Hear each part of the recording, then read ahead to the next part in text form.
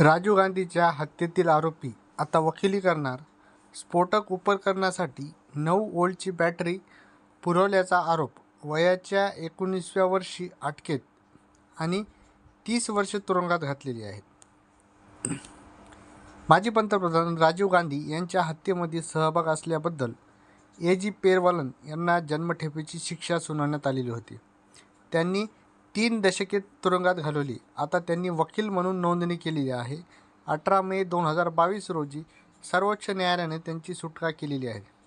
सुटकेनंतर त्यांनी कर्नाटक येथील एका खाजगी विधी महाविद्यालयात प्रवेश घेतला आणि आपला अभ्यासक्रम पूर्ण केला. उच्च न्यायालयाच्या सभागृहात बार काउन्सिल ऑफ तामिळनाडू आणि पाँडिचेरी आयोजित केलेल्या नोंदणी समारंभात त्यांची वकील म्हणून नोंदणी करण्यात आलेली आहे.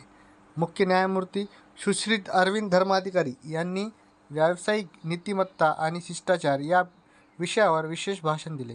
बार काउन्सिल ऑफ तामिळनाडू आणि पाँडिचेरीचे अध्यक्ष पी.एस. अमलराज यांनी उपस्थितीचे स्वागत केले, तर बार काउन्सिल ऑफ इंडियाचे वरिष्ठ वकील उपाध्यक्ष प्रभाकरन यांनी निवआयुक्त वकिलांचा सत्कार केलेला आहे. मद्रास उच्च न्यायालयाचे वकिली करणार वकील सी.जे. चंद्रशेखर यांनी नामनिर्देशक मांडला आहे, तर नामनिर्देशक समितीने अध्यक्ष के. भालू यांनी शपथ दिलेली आहे.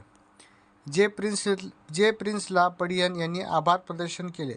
पेरीवलम यांनी 27 एप्रिल रोजी वकिलाचा व्यवसाय स्वीकारला आणि आता मद्रास उच्च न्यायालयात वकिली करत आहेत.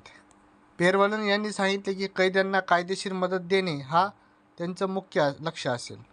वयाच्या 19व्या वर्षी तुरुंगवासात पेरवलन यांनी 1991 मध्ये अटक करण्यात आली होती. त्यावेळी त्यांचे वय 19 वर्ष होते. हत्येमध्ये वापरलेले स्फोटक उपकरणासाठी 9 व्होल्टची बॅटरी पुरवल्याचा आरोप पेरवलन यांच्यावर होता. राजीव गांधी हत्याप्रकरणी 31 वर्ष तुरुंगवासास भोगल्यानंतर सर्वोच्च न्यायालयाने कलम 142 चा वापर करून 18 मे 1922 रोजी पेरवलन यांची सुटकेचा आदेश दिले. त्यांनी डॉक्टर बी.आर. बंगळुरू येथील आंबेडकर लॉ कॉलेजमधून शिक्षण घेतले आणि नंतर 2025 मध्ये अखिल भारतीय बार परीक्षा उत्तीर्ण केली.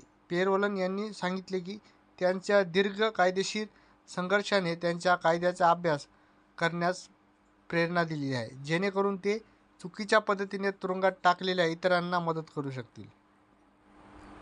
तुरुंगात असताना पेरवलन यांनी तुरुंगवासाला आपल्या शैक्षणिक ध्येयाकडे अडथळा येऊ दिला नाही. आपले उच्च शिक्षण सुरू ठेवले. त्यांनी तमिळनाडू मुक्त विद्यापीठात देऊ केलेल्या डिप्लोमा कोर्स अव्वल स्थान मिळवून सुवर्ण पदक जिंकले. 2012च्या इंटरमिडिएट परीक्षेत 1200 पैकी 1096 गुण मिळवून कैद्यांमध्ये प्रथम क्रमांक पटकावला. सेंट्रल जेलमध्ये कैद असताना त्यांनी इंदिरा गांधी राष्ट्रीय मुक्त विद्यापीठातून कॅम्प्युटर ॲप्लिकेशनमध्ये पदवी आणि पदव्युत्तर पदवी तसेच इतर 7 डिप्लोमा अभ्यासक्रम पूर्ण केले. त्यापैकी काही मृत्यूदंडाच्या कोठडीत असताना पूर्ण केले. पेरवलन यांनी डॉक्टर बी.आर. येथील शिक्षण घेतले. बी.आर. येथे प्रवेश घेतला. Doctor B R. आंबेडकर लॉ कॉलेजमधून कायद्याची पदवी पूर्ण केली.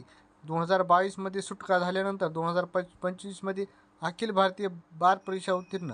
सर्वोच्च न्यायालयाने कलम 142 चा वापर करून 18 मे 2022 रोजी पेरवलन यांची सुटकेचे आदेश दिले. राजीव गांधी हत्याप्रकरणी पेरवलन 31 वर्ष तुरुंगात घालवली. त्यांनी बेंगळुरू येथे डॉक्टर बी.आर. आंबेडकर लॉ कॉलेजमधून कायद्याची पदवी मिळवली. नंतर 2025 मध्ये अखिल भारतीय परीक्षा उत्तीर्ण झालेली आहे.